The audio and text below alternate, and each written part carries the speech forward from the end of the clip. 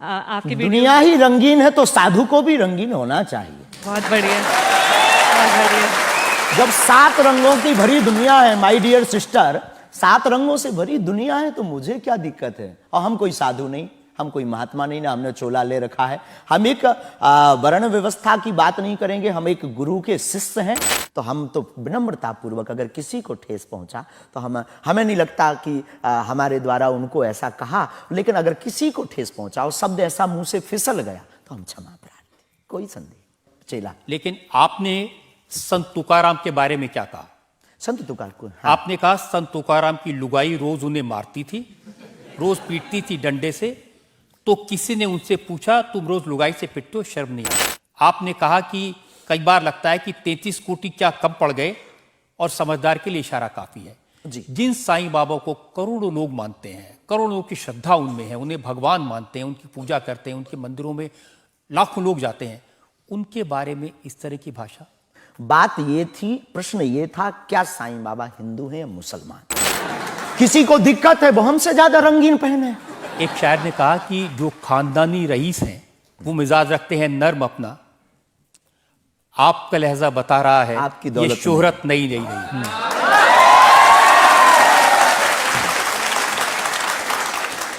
लोगों को लगता है। और दुनिया का प्रत्येक हनुमान भक्त धनवान है जिसके जीवन में हनुमान है।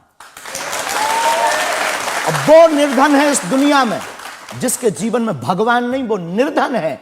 और अगर बाप हनुमान हो और धनवान हनुमान हो और उनका भक्त अगर रंगीन ना हो, पीला लाल ना हो, जब हनुमान जी लाल देह लालीन से हो सकता तो लाल पगड़ी क्यों नहीं हो सकती?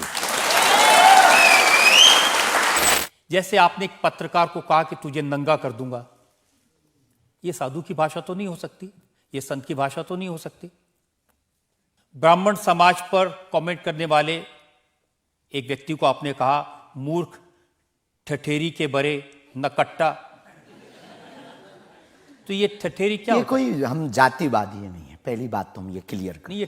देखिए, अगर बागेश्वर धाम आने से लोगों का इलाज हो जाता है तो फिर आपको कैंसर हॉस्पिटल बनाने की क्या जरूरत है? यही तो हम बताना चाहते हैं कि दुआ और दवा दोनों आवश्यक है। हमने ये नहीं कहा कि हम डॉक्टरों के खिलाफ हैं। अब मैंने पूछ लिया तो आपने दवा ऐड कर दिया उसमें। नहीं, हमने औषधालय बागेश्वर धाम पर खुलवाया है और मंदिर के समीप खुलवाया है। वहां पर ग्राम पंचायत का भवन है, वहां पर आयुर्वेदिक औषधालय है। दुआ और दवा मतलब नीचे दवा है और वहां ठीक नहीं हुए तो दुआ के लिए चढ़ जाओ मंदिर पर, दोनों काम करेगा, ठीक है। और ये कोई नई बात नहीं है, हमने ऐड नहीं की, डॉक्टर खुद ऐड करता है। ऑपरेशन करता है, जब ठीक नहीं होता तो वो भी कहता है तुम भी प्रार्थना करो। लेकिन ये सही है कि जिस इलाके में आप हैं उस इलाके में बहुत सारे ऐसे लोग हैं जो इसी तरह पर्ची निकालते हैं, जो इसी तरह दुआ की बात करते हैं। पूरे भारत में ऋषि परंपरा के अनेक लोग हैं, बहुत लोग तो नहीं कह सकते पर अनेक लोग पूरे भारत में हैं। और केवल हमारे इलाके में नहीं, पूरे भारत में। हमारे इलाके में बागेश्वर बालाजी की महिमा और दादा गुरुजी के पास दरबार से, कृपा से बहुत से महापुरुष और भी। मैं बताता हूं, एक लवलेश नाम के गुरुजी हैं, 20 साल की उम्र है और वो भी इसी तरह से पर्ची निकालते हैं। वो भी इसी तरह से। हम कभी ऐसे मिले नहीं, इस भाव से हमारा कभी मिलना नहीं हुआ और इस विषय पर उनका निज मत हो हम कह नहीं सकते, ईश्वर जाने। नहीं, मत तो पता नहीं, उनके ऊपर रेप का इल्जाम है और वो जेल में है, कह नहीं सकते। तो उस एरिया में ऐसे और भी बहुत सारे लोग हैं। अभी हम अर्जी लगाने के हिसाब से घूमे नहीं हैं। आप कहो तो इस बार जाकर के घूमेंगे कितने लोग हैं। अभी तो हमें एक पता है, छतरपुर जिले में एक गढ़ा गांव है, वहां बागेश्वर धाम है, वहां सदगुरु सन्यासी बाबा से परंपरा चली दरबार की, आप भी आइए। ये बात सही है कि देश में बहुत सारे ऐसे लोग हैं जो कहते हैं हमारे पास सिद्धि है। एक जयपुर में है, उन्होंने बताया कि मैंने कर्ण पिशाच को साधा हुआ है और वो भी किसी की भी डेट ऑफ बर्थ बता देते हैं, किसी के परिवार वालों का नाम बता देते हैं। हमारे पास ऐसी कोई सिद्धि नहीं, ना हमने ऐसी कोई साधना कर रखी है। हमारे पास सिर्फ अपने इष्ट पर, हनुमान जी पर भरोसा है जो अष्ट सिद्ध नवनिधि के दाता हैं। ना हम कोई डेट बताते हैं, ना हम कोई नाम बताते हैं, और अगर उनकी कृपा से पता चल जाए तो कोई बुरी बात नहीं।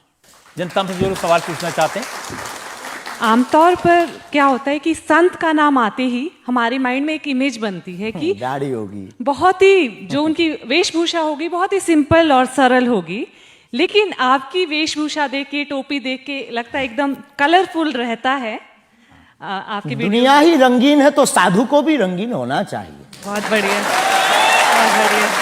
जब 7 रंगों की भरी दुनिया है माय डियर सिस्टर, 7 रंगों से भरी दुनिया है तो मुझे क्या दिक्कत है। और हम कोई साधु नहीं, हम कोई महात्मा नहीं, ना हमने चोला ले रखा है। हम एक वर्ण व्यवस्था की बात नहीं करेंगे, हम एक गुरु के शिष्य हैं और आम इंसान हैं। और अगर कोई सरनेम पूछे तो हम शुक्ल वंशीय सरयूपारी ब्राह्मण है। तो जो 7 ब्राह्मणों की वेशभूषा है वो हमने धारण की, गुरु के नाते हमने ये पादुका अपनी एक परंपरा को निर्वाहन करने के लिए धारण की। और टोपी कोई आया तो दे गया, अगर आप कुछ दो बहन हमें तो वो भी स्वीकार है।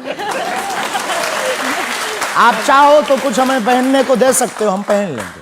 एक वेबसाइट ने लिखा कि ये जो टोपी पहनते हैं ये पहनाने वाले से भी कुछ गुरु दक्षिणा लेते हैं, जो कपड़े पहनते हैं, जो कपड़े जिसके दिए पहनते हैं उससे भी कुछ पैसा लेते हैं। आज तक ऐसा कोई मिला नहीं है, खोज जारी है। किसी ने हमें आज तक दक्षिणा नहीं दी टोपी पहनाने के नाम पर या कपड़े पहनाने के नाम पर। हम तो राह चलते कोई मिल जाता है तो उसका पहन लेते, अपना दे देते हैं। हम तो साधु उस परंपरा के हैं, उस परंपरा के। लेकिन अच्छे लगते हैं आपको ये रंग बिरंगे कपड़े? बहुत आनंद आता है। क्या दिक्कत है साहब? किसी को दिक्कत है वो हमसे ज्यादा रंगीन पहने। एक शायर ने कहा कि जो खानदानी रईस हैं वो मिजाज रखते हैं नर्म अपना, आपका लहजा बता रहा है आपकी ये दौलत शोहरत नई नहीं रही।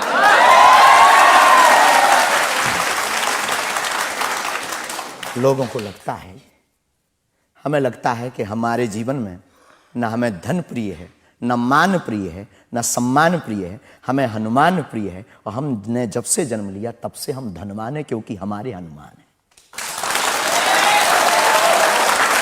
और दुनिया का प्रत्येक हनुमान भक्त धनवान है जिसके जीवन में हनुमान है।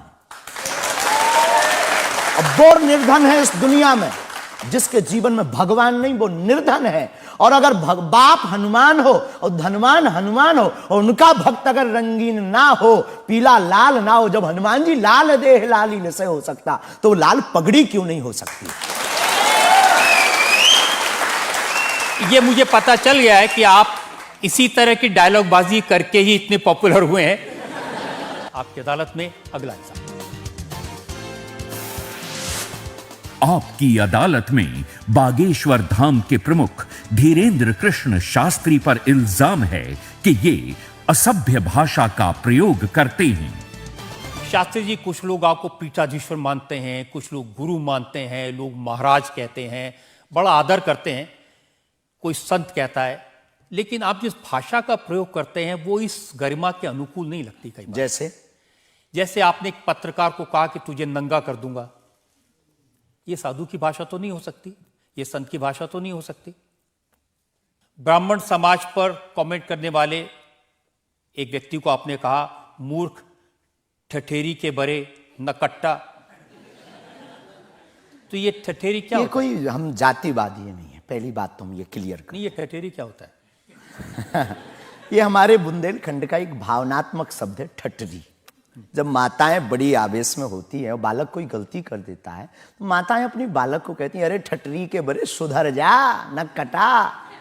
तो हम बहुत गांव के भोले भाले अनपढ़ गवार आदमी हैं, अंगूठा छाप है, ठीक से पढ़ाई की नहीं, तो गवार आदमी है। तो जो माँ की हमारी जो परंपरा है, जो पारिवारिक बोलचाल है, उस पारिवारिक बोलचाल में अगर कोई साधु के ऊपर टिप्पणी उठाएगा, रामचरितमानस पर टिप्पणी उठाएगा या भगवान पर टिप्पणी उठाएगा तो स्वभावश सनातनी हिंदू होने के नाते वो लहजा निकल जाता है। और सठे साठ्यम समाचरित, ये भी कौन सी गलत बात है? अगर कोई भगवान को गाली बके और हम उसको श्रीमान जी कहें, स्वामी जी कहें, भगवान कहें, तो हमें तो नहीं लगता कि वो बिना ना मानत जलद जड़ गए 3 दिन बीत और बोले राम सकोप तब भय बिन हो ये ना प्रीत। देखिए, आप अपने आप को बड़े पढ़ा लिखा गवार कह करके तो नहीं छुप सकते उसके पीछे। आपने उनसे कहा कि तू मुझे मिल जा, मैं तुझे मसल दूंगा। बहुत अच्छा, हाँ, ये हमने कहा क्योंकि उन्होंने कथावाचकों को पाखंडी कहा था, जिस विषय पर आपने ये टिप्पणी किया है। उन्होंने कथावाचक, हमने कहा कथावाचक हो सकते पाखंडी, पर पर्टिकुलर नाम लीजिए, सब नहीं हो सकते। इस भारत में जगतगुरु स्वामी रामभद्राचार्य भी है, मुरारी बापू भी कथा व्यास है, पूज्यपाद श्री मलुक पीठाधीश्वर भी कथा व्यास है, उनमें एक दास भी है। ये महापुरुषों पे आज तक कोई इल्जाम नहीं है, और इन महापुरुषों पर इल्जाम नहीं है तो सब कथा भाई एक पत्रकार गलत हो सकता, सब नहीं हो सकता।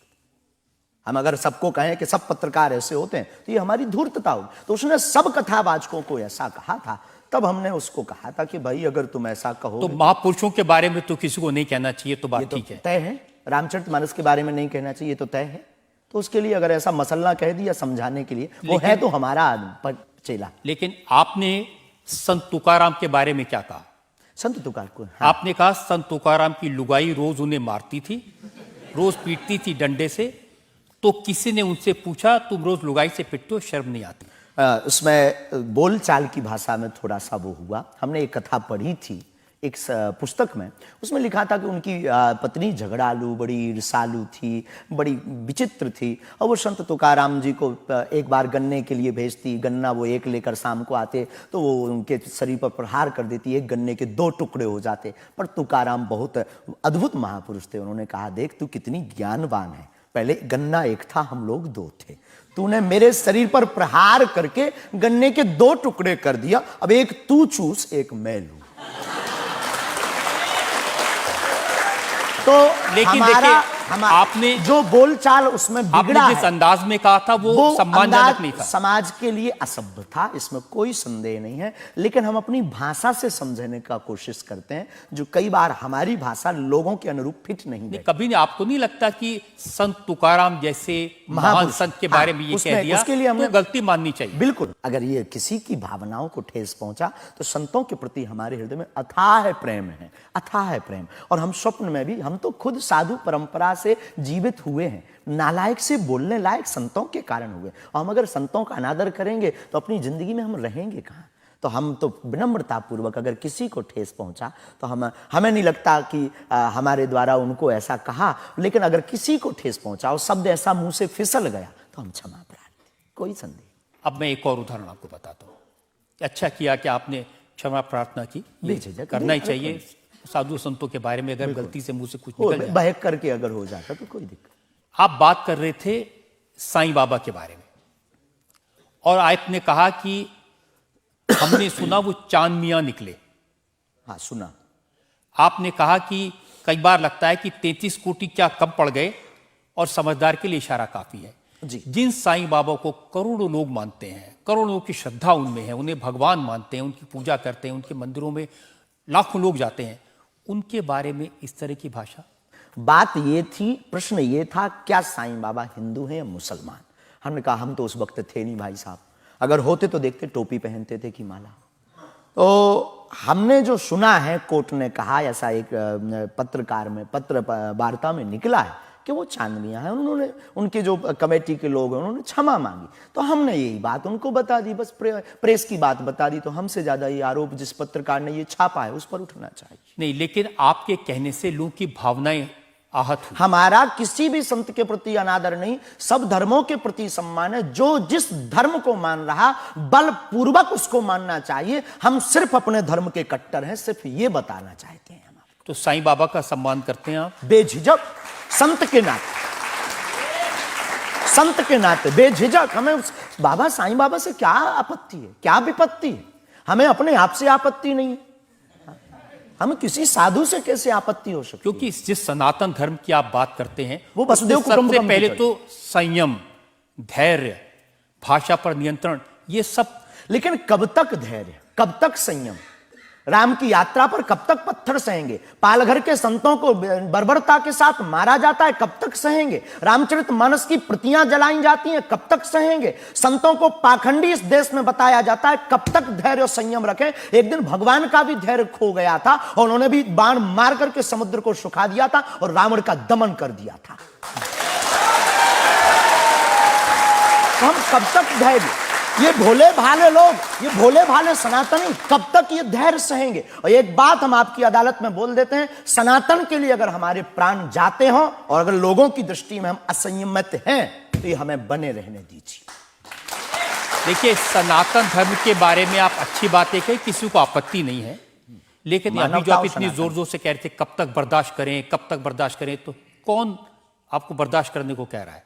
जो ये प्रतियां जला रहे हैं, जो संतों को मार रहे हैं, जो सनातन के खिलाफ झूठा प्रचार कर रहे हैं, जो संतों के खिलाफ और सनातन की संस्कृति को छिन्न भिन्न करने के लिए मूवी बना रहे हैं। जब आप ऐसी बातें कहते हैं ना, तो असदुद्दीन ओवैसी जैसे लोगों को ये कहने का मौका मिलता है कि इन लोगों को अनाप शनाप बातें करने का अधिकार दे दिया सरकार ने। उनको लगता है कि इस तरह की बातें करते हैं उससे समाज में नफरत पैदा होती है, दीवारें खड़ी होती हैं। हम करें तो चोरी, वो करें तो सीना जोरी। उनके मंचों से मारने काटने की बात होती तब नहीं, अक्षरधाम में 40 हिंदुओं को मारा जाता तब नहीं है, उनके खुले मंच पर धर्म परिवर्तन करवाया जाता है तब कुछ नहीं होता है। उनके खुले मंच पर संतों को, कितने संतों की हम आपको वीडियो क्लिप ना दिखा दें, उनके खिलाफ टिप्पणी की, गाली बकी गई, यहां तक कि हमको भी रोज 500 गालियां आज दी जा रही। तो क्या ये सही है? शास्त्री जी, हिंदू समाज में भी ऐसे बहुत सारे लोग हैं जो इस तरह की भाषा का इस्तेमाल करते हैं, जो इस तरह की धमकियां देते हैं, जो दूसरे धर्मों की भावनाओं को हमें नहीं आहत लगता करते कि हैं। हिंदू समाज धमकियां देता है, जवाब दे। समाज नहीं, हिंदू समाज में भी कुछ लोग ऐसे वो हैं, कुछ लोग अगर जो हैं इसी तो तरह का भाषा का इस्तेमाल सबका करते तो नहीं कह सकते, पर हम प्रत्युत्तर दें। नहीं, जो लोग ऐसे लोग हैं उनके लिए भी आपको उसी सख्ती से बोलना चाहिए। हम किसी भी पंथ के विरोधी नहीं हैं, हम सनातन धर्म के कट्टर हैं, और सनातन का विरोध हमें मुसलमानों से डर नहीं है, ना पादरियों से, ईसाइयों से, अपने में भी रहने वाले कुछ जयचंदों से भी डर है जो सनातन का विरोध कर रहे हैं। हम उनके खिलाफ भी बोलते हैं। और ये जो मसलने वाला विषय है, ये मसलने वाला विषय जो हमने बोला है, वो किसी मुसलमान के लिए नहीं बोला, एक हिंदू व्यक्ति के लिए ही बोला, जब उसने संतों पर उंगली उठाई थी। और बोलना हमें मौलिक अधिकार है, हम भी भारतीय नागरिक हैं। मुसलमानों से कुछ परेशानी है? बिल्कुल भी नहीं, हमारे तो मित्र भी हैं। मैंने तो ये हमें भी कोई सुना कि आपकी बहन की शादी एक मुसलमान से पैसे लेकर सहयोग आपने दी। करवाई हाँ, थी। आज भी हमारा मित्र, अभी 5 दिन पहले ही मिला, चाय भी पी। और हमारा लगभग 500-600 मुसलमान परिवार है जो आत्मा से जुड़े हैं। इस भारत का प्रत्येक नागरिक अपने हृदय पर अगर हाथ रखे ना, अब मीडिया में वो कुछ भी बोले, तो उसकी रंगों में राम और कृष्ण का ही ब्लड बह रहा है।